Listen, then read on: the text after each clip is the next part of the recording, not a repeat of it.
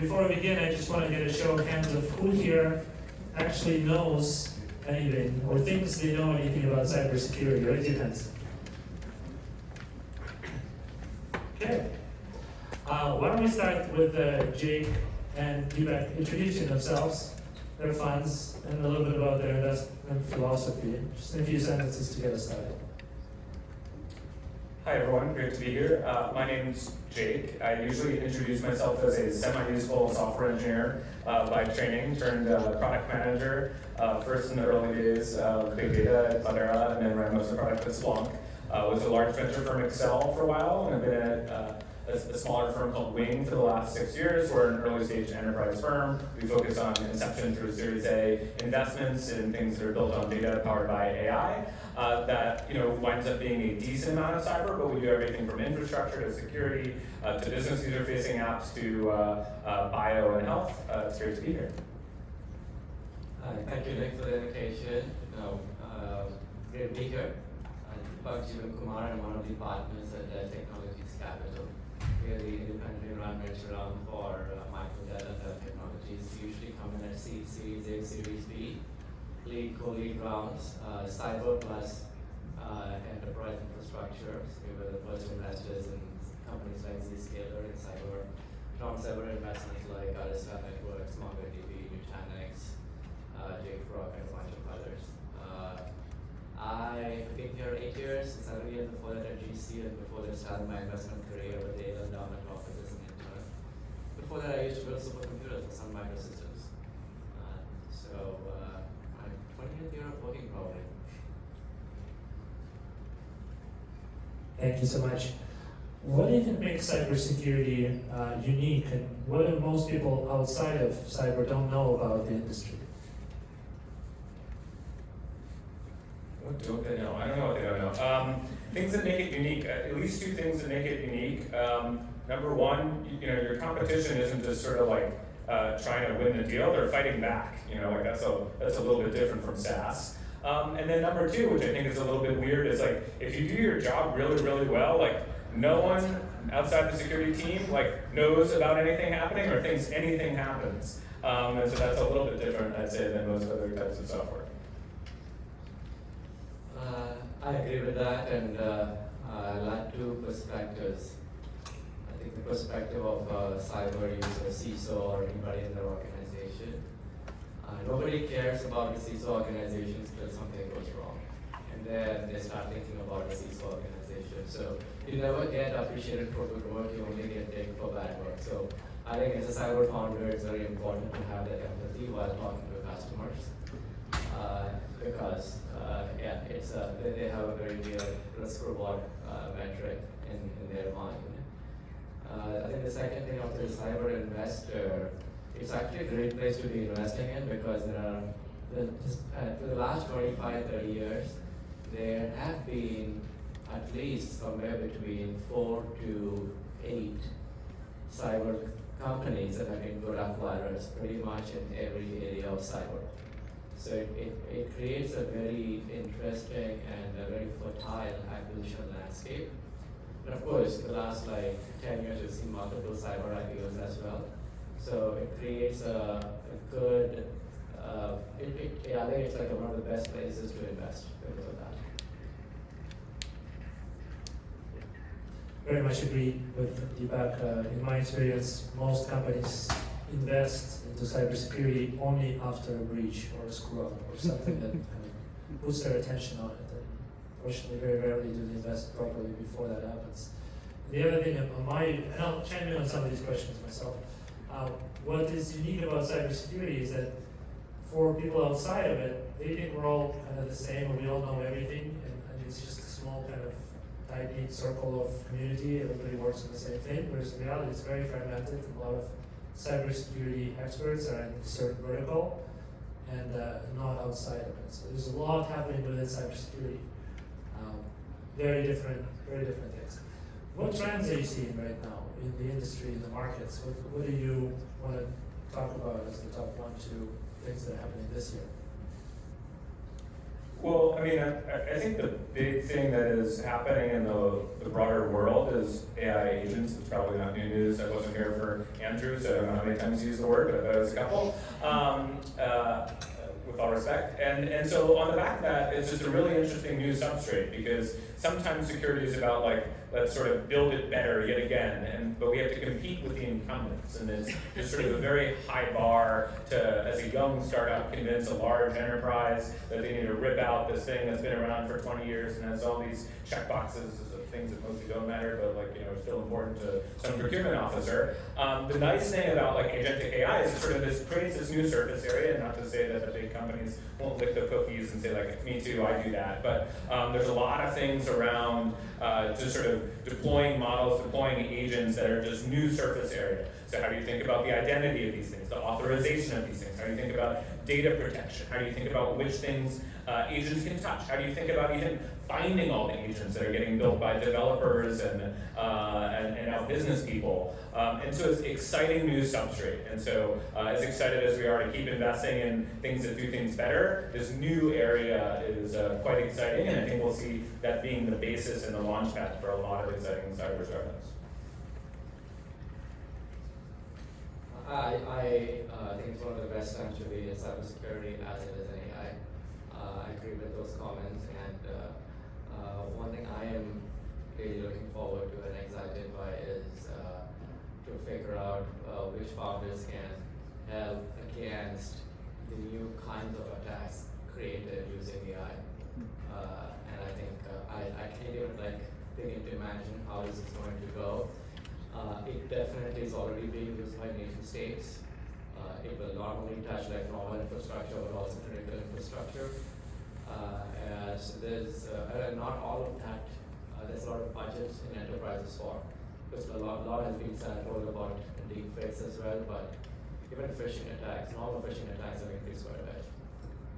And one funny comment I'll just make is that I think some of the language around security is making its way into sort of more common parlance, especially around these chat interfaces. Like my 14-year-old is like telling me how he's like hacked, the new release of ChatGPT to use like some sort of protected content and get it to do something that he couldn't before. Like that, those weren't the conversations that we were having a decade ago, and obviously that's very different from when a kid is trying to just do something to be cute versus something malicious. But it'll be interesting to see what the sort of social construct is in this world, and as of course we sort of all know, and I think sort of like Bruce Schneider sort of summed up in this sort of famous quote, it's like amateurs hack systems, like we're pros hack people, right? And now we're just right at this, there's this new interface of chat and humans, and we're already slightly confused in terms of what's going on the other side of it. And so the social aspect of humans and security is going to be really interesting to see as we go forward. About 10 years ago, when I was building Cyfort, the top biggest companies in security, the leaders were Palo Alto, Cisco, Zscaler, CrowdStrike, and they are still the biggest companies. Looking forward another 10 years, do you see the same names, or do you expect new names? What will be the largest companies in your place cybersecurity? I think a lot of the names you just mentioned certainly have staying power. I think one or two names that we don't talk about enough that probably deserve some mention, like Microsoft's security business is pretty gosh darn big. People don't think of it as a security first company, but it kind of is. Google's security business is pretty big, just got a lot bigger. It's spent a lot of money on Viz, and we'll see how that plays out. And so, look, I think it's sort of a pretty slow rotation. There was once upon a time that like McAfee was probably sort of on the list, right? Like it's kind of off the list, changed its name, I think. And so sort of things change in terms of who are the mega acquirers. It's pretty slow. I think, again, this sort of new tailwind of AI and agentic AI, maybe that's good for like another platform, 1 to 2. I don't think we're going to see 5 new names anytime soon. Very hard for me to think 10 years ahead at this point.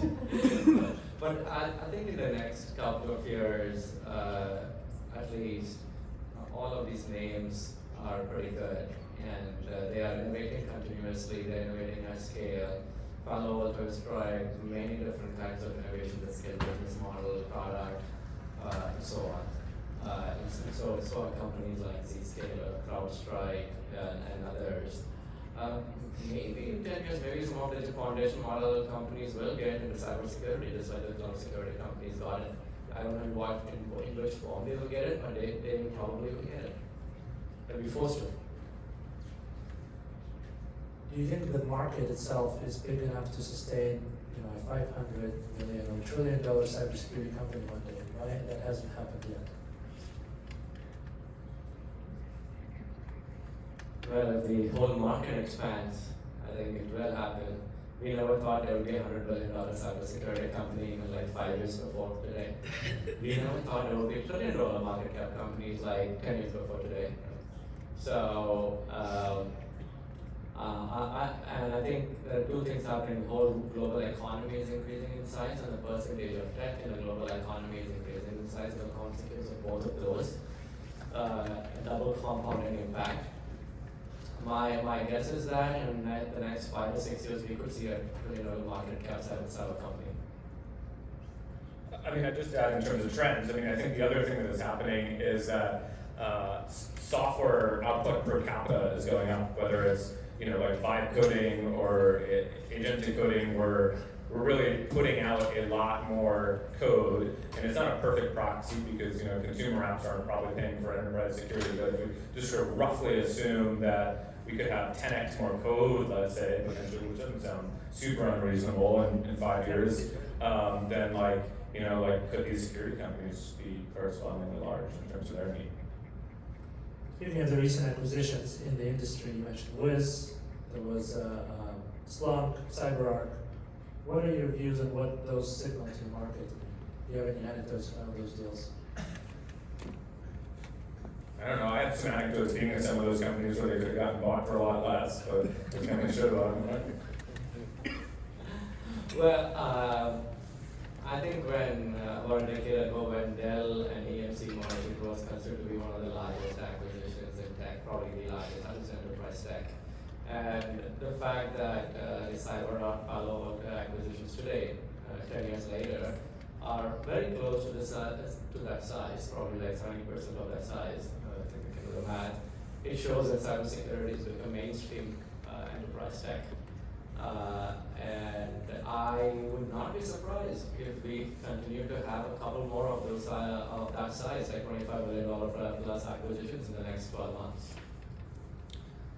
I guess the only thing I'd add is I'd maybe sort of draw a contrast, sort of try to be generous in the terminology I use. Companies like CyberArk and Splunk were mature. They were sort of closer to the harvest phase, I would say, of the relationship with their customers. I think Wiz represented something, pretty different, right? Like there really hasn't been a security acquisition like Wiz. There hasn't been a company in security, in cyber, I think, that grew in that way, that had that type of adoption. And so I think there will always be a room for the Splunk and CyberArk acquisitions, and sort of as companies are big enough and it makes sense for these large acquirers, like the more open question is is Wiz an anomaly, or will it be more Wiz-like companies and more Wiz-like acquisitions? I think that'd be quite exciting, and I think you can just sort of envision the innovation and pace that sort of thing will bring to a larger company. So maybe a trickier deal to do, but exciting in some different dimensions than the other ones you mentioned. Generalizing from Wiz, do you think Israeli founders in cybersecurity, Unit 8200, do they justify their premium valuations?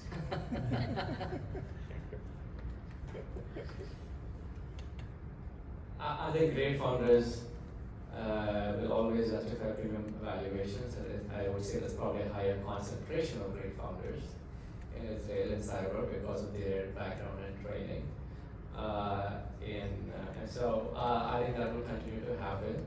But I also think there have been like a bunch of highly valued cyber companies that have gotten started in the Bay Area. I think that this is a concept. Quantity, I would say, is probably a higher in the Bay Area of highly valued cyber companies, but on a percentage basis, it feels like the concentration is higher in Israel. And concentration is definitely hard. I mean, I guess what I'd say is whether it's 8,200, the subunits, help you, whatever group you want to name, it's you have a group of people that are going through training that gives them a very specific set of skills, and you have a lot of them. And so the likelihood that they're going to be able to execute and build product rapidly is a lot higher than if you're adapting someone cross-domain. And there's not a lot of other places in the world where you can go and have just like that many people that know so much about a particular thing. I think, to the positive, I think they, like have a phenomenal network, a phenomenal capacity for execution. The thing that is sometimes missing, or might often be augmented a little bit more, is there's a different type of business to be done than just sort of building something in the context of the IDF, right? In the real world, go-to-market skills, set of connections, and so that's the DNA that sometimes is missing, sometimes needs to be added. In general terms, are these companies more highly valued out of the gate? I don't know. I think that's our job to sort of find them and fairly value them. So I don't know if I think they're necessarily overvalued or highly valued. You want to give a plug for the security talent we have in Ukraine? We don't have like such a well-publicized brand as Unity 200, but we do have a very similar structure with a lot of talented hackers that I hope will build great companies post-war. You should give it a name. Do they have a name? Is there? We should brand it. Yeah. There's specialism. Different name. So into AI, I wanted to talk a little bit about, what AI tools do you use every day? It'll be a much longer list if I include my kids. What AI tools do I use every day? It's sort of like interesting to assess like whether AI is like a descriptor of a tool or a capability. There's a lot of things that don't do a whole lot that are sort of like very valuable. And so like Deepak and I are in the business of taking meetings. And so like having notes on those meetings is like, quite an exciting thing. There's lots of different ways to do that. My computer now tries to open up like automatically Granola, Zoom's note taker, like Notion's note taker, and so we have 87 different copies of the notes, and I can tell you which one I use the most, but just sort of having that context I find immensely useful, and I'm using tools like ChatGPT and Claude for various purposes throughout the day. One of the things that I've been starting to play around with is like computer interaction models where they take over my entire desktop to do things. And so I've started to play around with those. I think those are not quite ready, a little more demo-ware, but like they can do a lot more sort of complicated tasks and deal with types of tool use where, without knowing APIs, I can get a lot more interesting things done. I'm still very basic.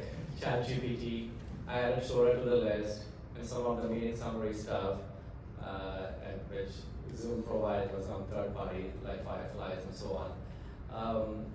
I do think I've seen an increasing use of Gemini in my own daily life now, especially if I need to summarize YouTube videos and podcasts, and ChatGPT is kind of blocked indirectly by Gemini. So for me, one very big use of AI is summarizing or transcribing podcasts and videos of things I like to listen to.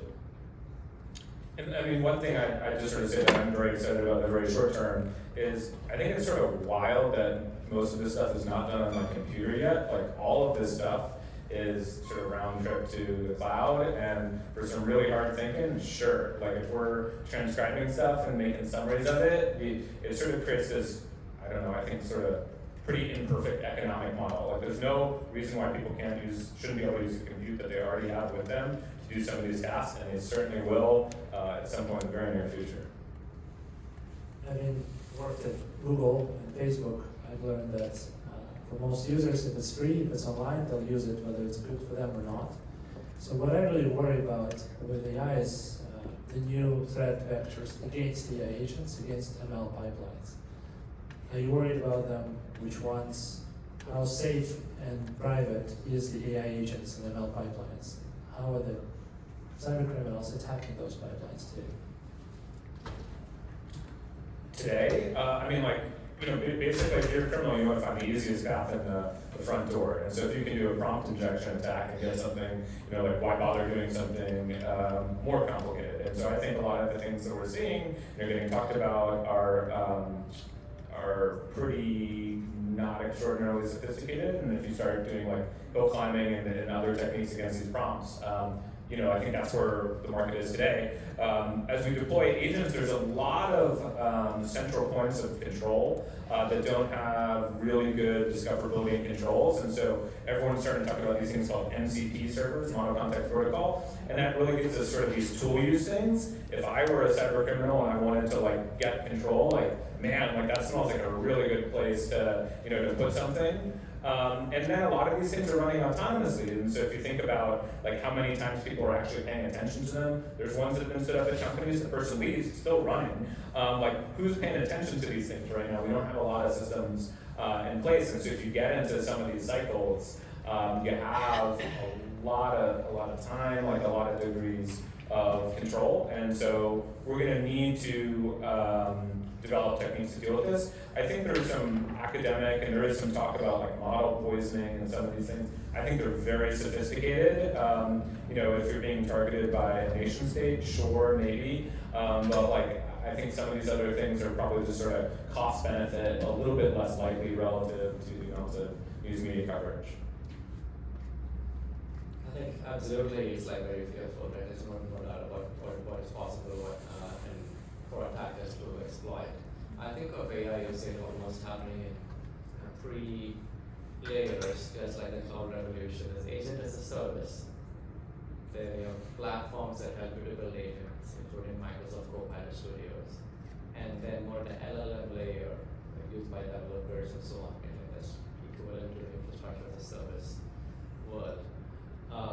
I think the agent as a service stuff, companies like Lean, Salesforce, Agentforce, and multiple of those, I think they are probably getting adapted quite fast.